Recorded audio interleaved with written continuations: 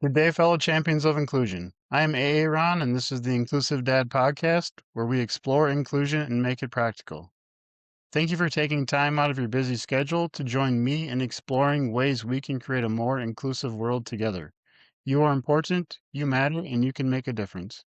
Today, my guests are Rose and Pat from the Highland Friendship Club. Welcome to the show. Thank Thank you. you. Absolutely. Why don't we just start us off by just you guys introducing yourself a little bit? Pat, do you want to go first? Sure. My name is Pat Leisman, and I have 4 children, married to Don, 4 children. Michael, our second son, has developmental disabilities, more specifically Fragile X. Um, he's a very happy little, I shouldn't say little guy, but he's a pretty happy guy. And I think most of it is due to that he has a pretty full life. Actually, he has a far more social life than I and my husband put together. So that's good. But and I have 2 other boys and a daughter. And Thank I'm you. a lifelong St. Paul girl. And I'm Rosemary Fagrilius, and I am married to Stuart, and I have 3 sons. We have 3 sons. Our oldest son, John, is has multiple disabilities. He had spinal meningitis when he was 13 months old, and had significant um, brain injuries due to the spinal meningitis, and is visually impaired, legally blind, has a seizure disorder, and cognitive disabilities. And then I have 2 other sons, and one lives in DC and one lives in Connecticut. John just lives down the block from us. I mean, a mile or so from our house. He lives in a group home. Um, all things considered, he is one happy guy because of Highland Friendship Club and the activities, and mostly because of the friends that he's made through Highland Friendship Club. Can I put one other plug in there? I have 5 grandbabies, Rosemary, and you have 3. So we can't forget the most precious cargo we've got. That's very true, Pat. Thank you for adding that. That's great. Thank you. Yeah, a little bit about me. So I have 2 children. Aiden is, well, he's actually going to be 25 this year. And then Cecilia, she was born 15 months later. Diagnosed at 3 months old with epilepsy and then some other um, diagnoses. But yeah, that's how I got into this world, I guess I could say. So yeah, that's how. But yes, so she just had 2 days ago had her appendix out. So I was in the hospital with her for a couple of days, and I forgot that how tiring that can be. So lot more appointments when she was younger, more hospital stays. It hasn't been for a while, and then you do it again. It's like, oh yeah, this is more tiring than actually working or doing other Yeah. things. It wears you Yeah. out. So how's she doing? She's doing good. She got home yesterday, so hopefully she has pain, but that's from the surgery. So hopefully once that kind of clears up, we'll be back to normal. So it's been a couple weeks of different things. So hopefully we're on the mend finally. I should knock on wood if I had any real wood around here, but yeah. Awesome. I'm so glad that you guys are on today. Let's start off. What is your definition of inclusion? Let's just do Pat first and then Rose again. My definition of inclusion is feeling um, safe, wanted, and belong to something. And in Mike's case, it's the Highland Friendship Club. But more importantly, I think it's when you're accepted for who you are and um, not what you're all about. And I would agree with that totally. I feel that inclusion is extremely important, that anyone that um, is challenged in any way, and that's just across the board, all people that are challenged, we need to be inclusive, and we need to be able to fit in and be a part of the community that we live in, that we work in, that we worship in, just to be a part of that whole fabric of our community. Yeah, that's great. Do you guys, so yeah, for me, the inclusion piece is before my daughter Cece was born, I didn't I don't remember hearing the word disability, remembering special education. I was born in 77 and went to a Christian school through 8th grade and then public high school and just don't remember anything relating to disability before she was born. So it was all brand new and we just went along with what the school said because also when I was raised, I somehow got the impression that teachers or doctors are kind of like, I kind of call it like the God, that I kind of viewed them as God. You couldn't question them. They knew everything. And then stuff happened and I realized, okay, they're just human like me. They are using their education or their experience to come up with decisions, and I don't have to agree with them. So we kind of wanted her to be more included in the school piece. That's kind of how I got into it. So um, it was it's been an interesting journey and just trying to talk more about the inclusion. But yeah, we have you on here today kind of to talk about the Highland Friendship Club. Do you guys want to maybe talk about how that got started or why it got started and what it is?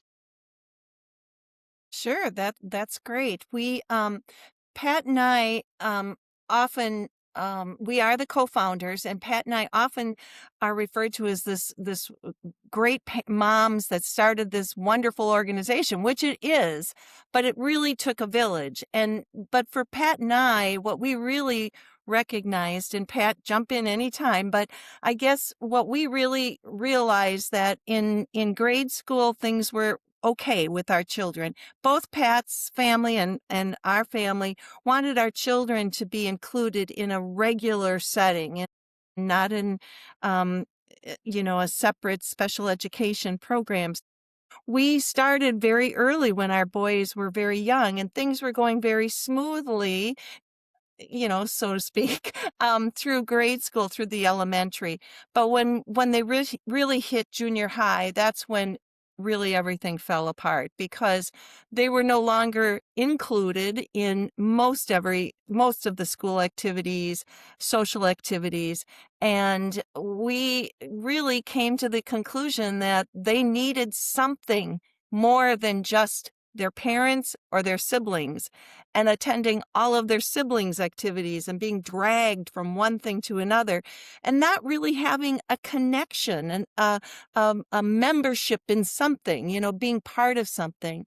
And so that's really why Highland Friendship Club was created. We wanted for our sons to have a community, a, a, a place to go and friends to meet. And that's really how we started. In May of 2002 is when the Highland Friendship Club was born. And really the reason for in May is that's when Rose and I found out in May that the St. Paul schools was not going to have special ed summer school. And we were both working full-time, traveling, other children, and it's like, what are we going to do this summer? And that's when we sat literally at Rosemary's kitchen table in May, pulled out the local little newspaper, the Highland Villager, looked at, let's say, what can we do? What community event is happening where we can take these guys to? And we were just brainstorming a million different things. And we started at the Hillcrest Library Rec Center, where Rose and I was a walking, we were going to have a walking club. Well, we called a couple of other families, so a couple other members, or they weren't members at the time, other friends of Michael and John's joined us. Well, that started, so every Saturday we would walk. Well, Rose and I quickly found out that there's a huge need because it was growing in numbers. And here's Rose and I leading this pack and looking at ourselves going, can we do this every weekend? We're suddenly becoming like a rec director or something, an unpaid rec director. And so that's really how it started, where just, literally Rose and I hitting the pavement with maybe 7 or 8 individuals with developmental disabilities walking around Highland. And we thought, well, we need a whole lot more than this. And it just sort of grew legs. But I am going to say, we live in a community I don't know if you know much about St. Paul, Aaron, but St. Paul is a very tight community. People usually are born and die in the same zip code. So consequently, you develop these relationships that are so deeply rooted. Your parents, it started with our 3 generations ago.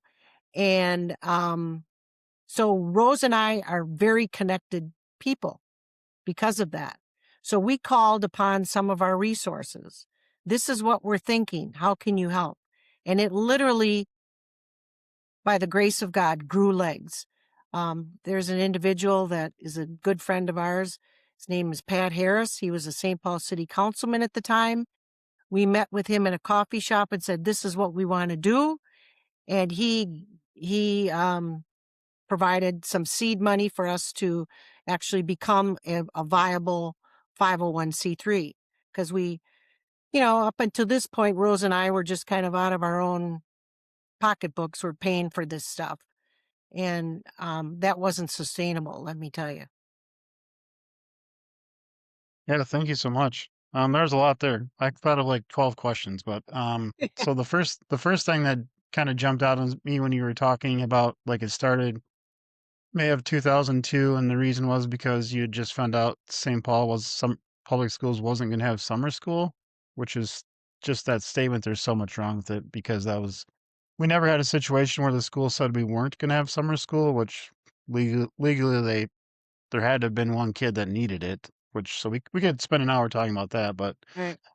we had the situation where every year would be like, okay, this is what we're doing for summer school. It's these days, these hours, and I was like, okay, so it's supposed to be individualized based on the student's needs, but so yeah, we could talk about that for hours. So We we could. won't go down that path. But the question I do want to ask is, I mean, for both of you, maybe, or one of you can answer, but not every parent would react that way, like jumping into action and trying to figure out something for their kids to do. So, I mean, was it like your upbringing, or did you see stuff growing up, or what do you think kind of led you to just take that course of action instead of just kind of sitting around and stewing about it? Well, for me personally, it wasn't had nothing to do with my upbringing other than, I do have 4 brothers. And I think when you grow up with 4 males, um, you're a different breed of cat. So you have to be tough, I think. And I think that, was to my advantage. But Well, and I think that, doing nothing was really never an option for Pat and I. I mean, we're both kind of go-getters. I mean, we weren't going to be satisfied by some school district saying, no, we're not going to. I mean, we were I felt like pretty desperate at that time I didn't want my son John to be sitting at home doing nothing. And so we just did it. I mean, I think that's and like Pat had mentioned earlier, we never felt like we were alone in this. I mean, I shouldn't say that. I mean, we felt like we were kind of alone well, what are we going to do? But ultimately what we learned were there was many, many, many, many families in the same situation. So once we opened up that door and said, this is what we're doing, come join us. I mean, I think that's why we went from starting with 6 or 7 members that are friends that we started walking with on Saturday mornings to the 250 members that we have right now. And families were in the same boat. I mean, they were panicking too. And once they knew that this was an opportunity, it just opened up. Yeah, yeah, that makes sense. It's interesting. I find it interesting, like how people react or how they respond to certain situations. So it's yeah. But I mean, we've even on the inclusion piece for me, it's kind of there's a lot of looking back. We did a lot of like, trying to, I mean, fighting, arguing, negotiating with the school for more inclusion. But then my brain is like, something like this would have been my time would have been better spent, like, creating something from scratch where we didn't have the friction of, this is how the school wanted to do it and, that type of energy spent. So yeah, it's interesting that part for sure. Yeah. yeah, I think Rose and I knew that the schools couldn't fulfill what we needed, and we accepted that. We weren't, I at least, I think I can speak for Rose. We don't want a battle. There are some people who like to fight, and we don't want to fight. We want to just get it done. And like I said, we happen to live in a part of St. Paul that is very interconnected. I might even be related to some of these people and don't know it, but that was the beauty, is that one would support another, and I mean, it just was this web that continued to grow. And I'm not going to sit here and say it wasn't. It was all, you know, peachy keen. I mean, we ran into roadblocks, and I think Rose and I are big believers in, you're not remembered for all the good you do. You're kind of remembered for how you handled adverse conditions. That's what people remember. And I think that, without getting too deep into the woods, the Highland Friendship Club has had our challenges, let me tell you. We've had to perform CPR on this organization 3 or 4 times. And that's a good thing when you look at it, really. It's a good thing because you live and you learn, and you grow from it, instead of just going, well, that was a good ride. Now what? And I also think too that, as Pat had mentioned, that I've lived my entire life in the same zip code in St. Paul. So, I mean, it's kind of, that's just the way some things happen here in St. Paul. But I also feel that we have a lot of connections, and we had a lot of people that believed in what we were trying to do. And without that connection and that faith that we were going to use their money wisely and be good stewards of those donations and that trust, that's how it grew too. So I feel like, and we have really tried all over these 23 years to make sure that we are very transparent and open to suggestions, and that our reputation never is harmed, or we do something that isn't what our donors wanted us to do. So, Yeah, speaking of that, our I think the line that I'll go down for, and I'm sure Rose will too, is our reputation is everything. And I'm a true believer in, once it's tarnished, it's over. I really don't believe you can get it back. And so our leadership knows that, our board knows that, and cherishes that.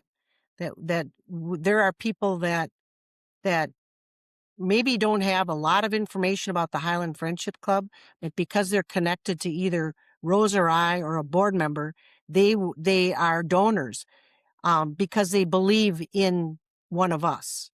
And to me, that's precious. And you want to keep that faith, and you got to work at it. There, it was, I don't know why this triggered, but there have been other areas of town that wanted to, like, the western suburbs or Roseville or Shoreview, wanted to start a Highland Friendship Club. And what Rose and I found is there's an interest, but there aren't 2 people, because there has to be 2 people that have fire in their belly. And if you don't have that fire in your belly, it's not going to work.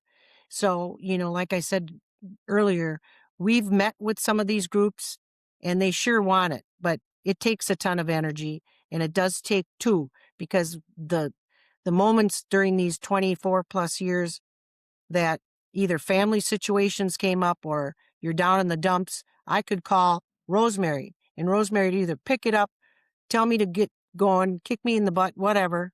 But you have to have 2 people. Our husbands are good sounding boards, but they're not founders.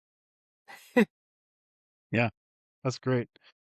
So yeah, I went after I had talked to um you guys a little bit, or trying to get this lined up. We had gone up to St. Paul to the Highland Popcorn Company. I'm sure you guys probably know that place. yeah. And then we're driving around. I'm like, hey, are you guys close to that, like where the Highland Popcorn is, that area, or is that a different area?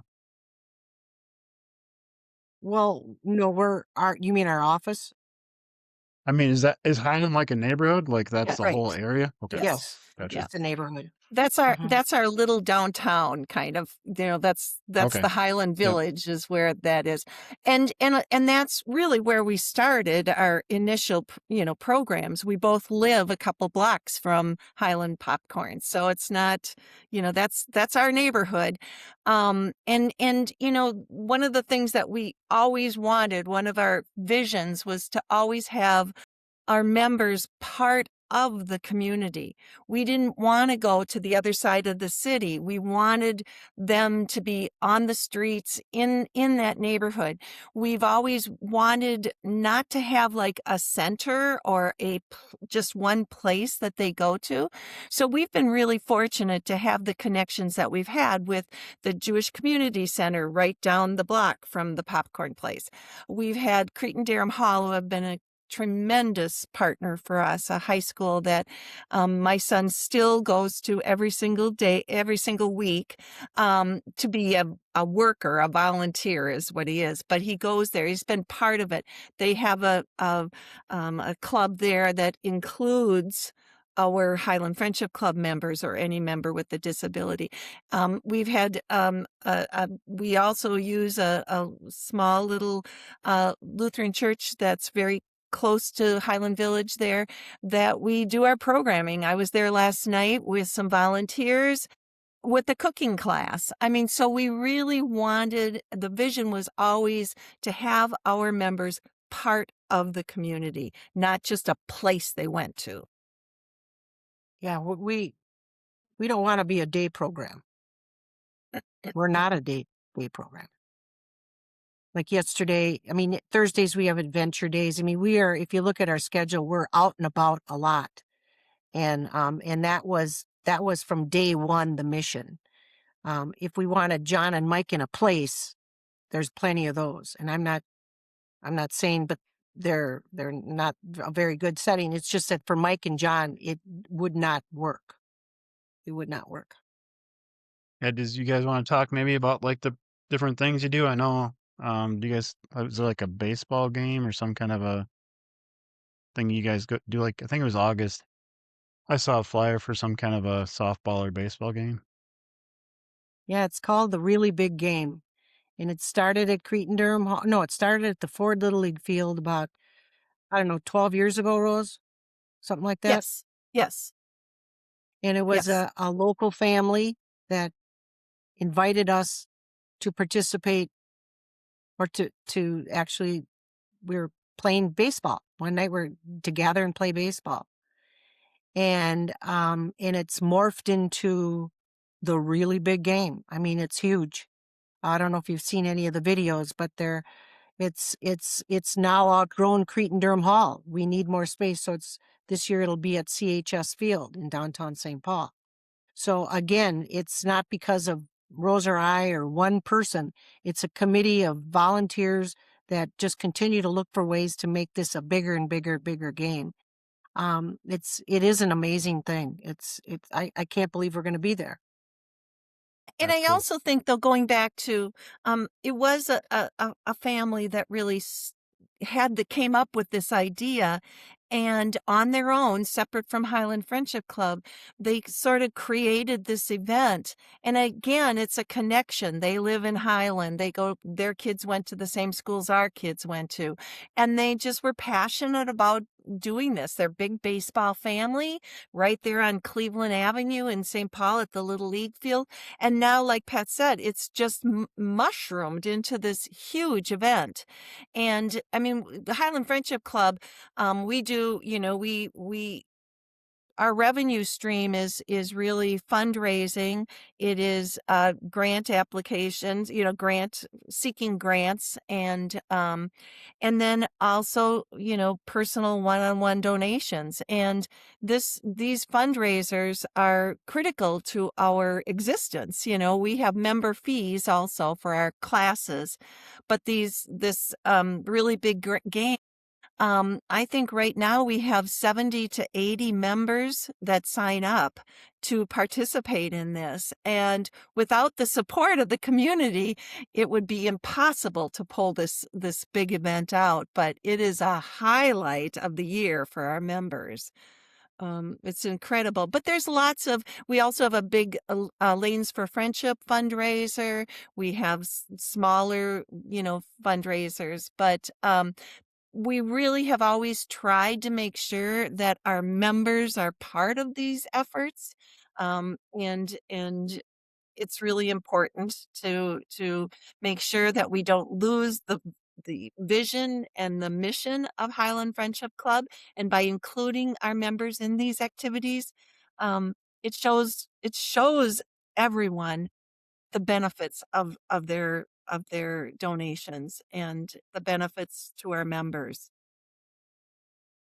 Yeah, that's awesome. What are, like, the favorite things that your sons like to do with the Highland Friendship Club? Do they like everything, or is there certain things they like enjoy more than others? Well, for Michael, I always say music is the soundtrack to his life. I mean, he can pick out certain tunes that take him way back. I mean, it's like when he was little to something he's recently liked. So to me, I call music the soundtrack of Mike's life. He loves anything to do with music. He loves drumming.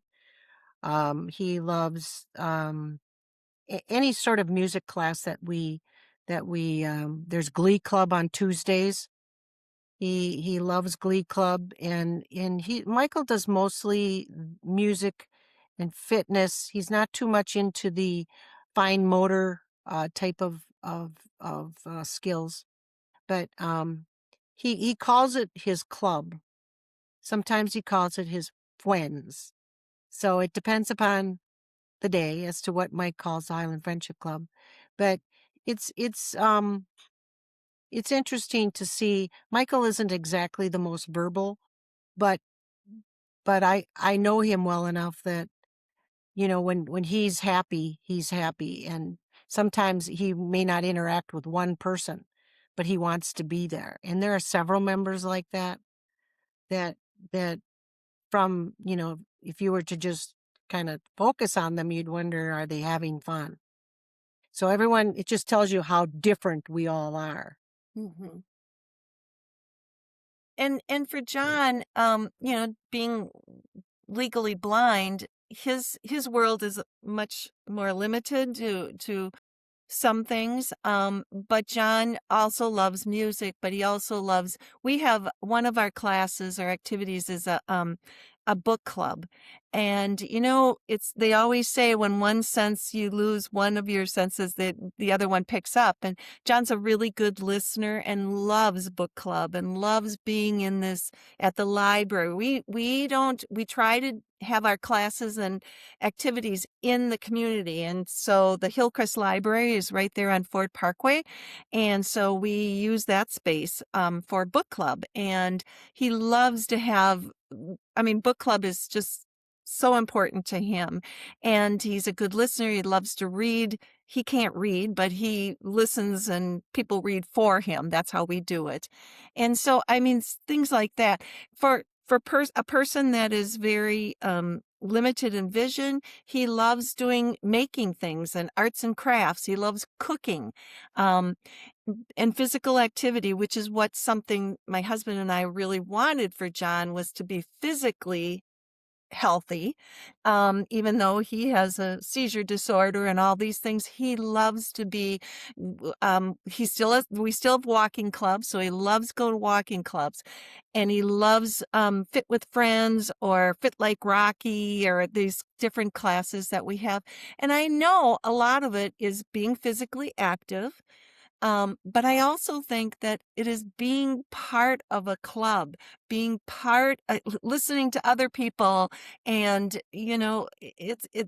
for him, I think it's 50-50. He loves the activities, but he loves being with other people and laughing with other people and being with his friends.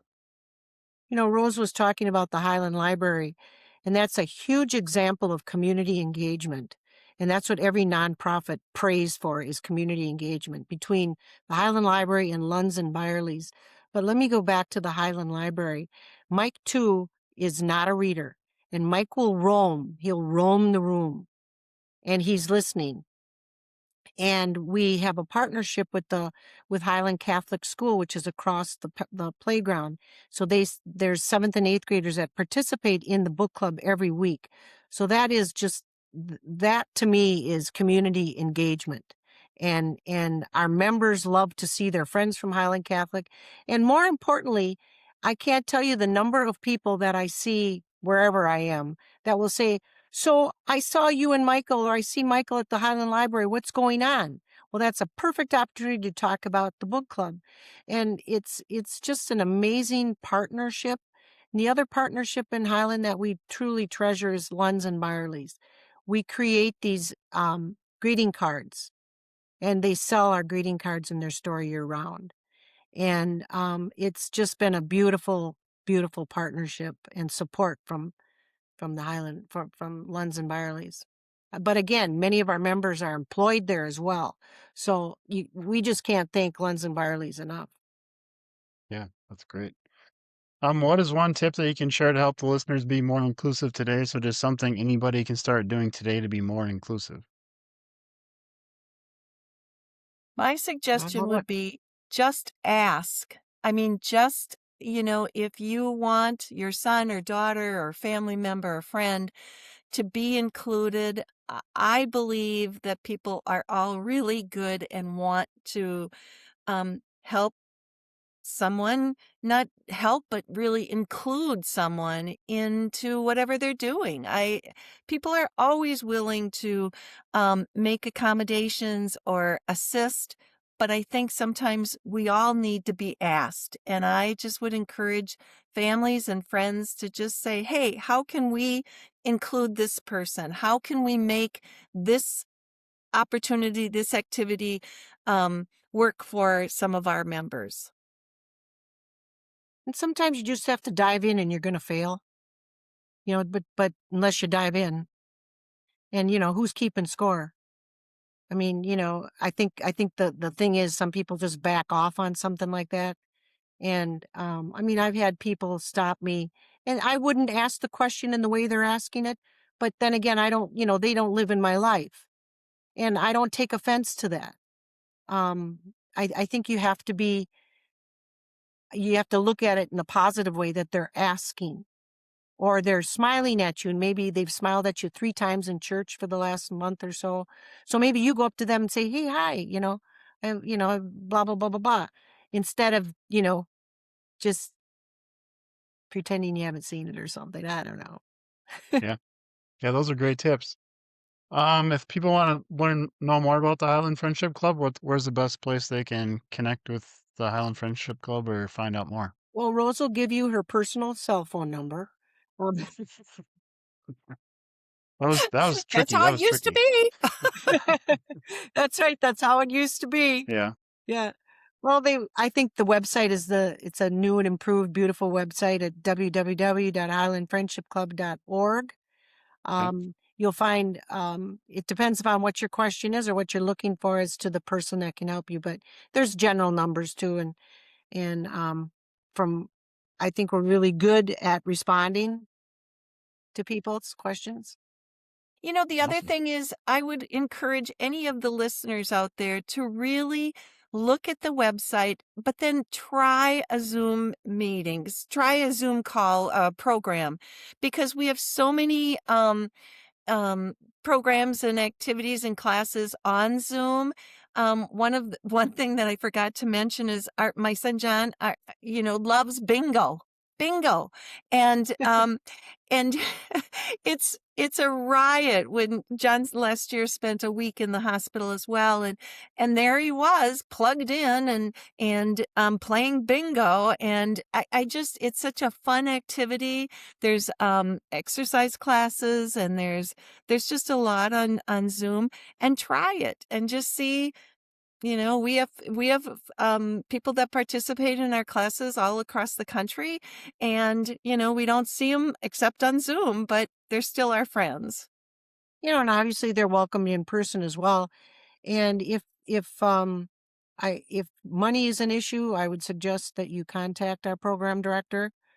Um, and we can work through that because we don't turn people away. Great. You guys ready for the last question? Pardon me? Do you guys like spam lunch meat? Yes or no? No for Pat. Wow, both no's? Okay. Why are you a spam hoarder or something? Do you have a bunch of it that you need to get rid of? No. So I live in southern Minnesota. I used to live in Austin, but I live near there. That's where the Spam Museum's located. So I've just been Ooh. asking all my guests like Oh, that just to see what the reaction is. It's usually a pretty fast yes or no. There's usually not a lot of like, yeah, let me think about it. It's pretty quick answer. well, And it's actually surprisingly, I think we're about at like around 85 yeses and around 100 no's. So it's pretty even. I mean, it's not yeah, super one I way or think it's another. more So psychological with me. Now, maybe if you asked me and I was 20 years old, I would say sure. But, at this point, I need to keep my heart as healthy as I can because I got too many people depending upon me. that's So true. spam would have to be a no. I'm sorry. No, it's fun. Yeah, it's kind of fun. But I mean, I don't know if you guys ever do like day trips or something with the Friendship Club, but the Spam Museum is pretty fun. I mean, it brings like 100,000 people into Austin a year, and there's a lot of interactive stuff and different things. And I mean, I've been there. It's interesting. A lot of history, a lot of interactive And stuff. what So town is yeah, that in? Austin. Oh, Austin. Okay. So So, it's about probably, I think it takes roughly well, not even quite, not even 90 minutes probably to get southern Twin Cities. It's probably less than that actually. Yeah. Yeah. okay. It's not too far. We do have a program called On the Road with HFC, and we have been traveling, all around. I mean, we've kind of limited it to Rochester is the farthest we've gone Okay. south, Sure. and Mankato, and Yeah. but 90 minutes is kind of our circle, Sure. but Yeah. it's been a really people love going on the road. It's kind of like a day of a vacation day for them, a Yeah, traveling day. we hop on a van and everybody's packed their lunch There you go. and we spend the day tooling around and getting out and visiting various sites and yeah, it's pretty fun. It's on the road. There you go. Well, Yes. thank you guys for being on the show today. I appreciate it. Thank you. Nice meeting Thank you. you for the opportunity to talk about Highland Friendship Yeah. Club. Yeah. To those listening, thank you for allowing me to be part of your journey. It is truly an honor. Please join the podcast newsletter by clicking on the link in the episode description to keep up with the latest episodes. Together, we can make the world more inclusive. Until next time, stay empowered and be a champion for inclusion.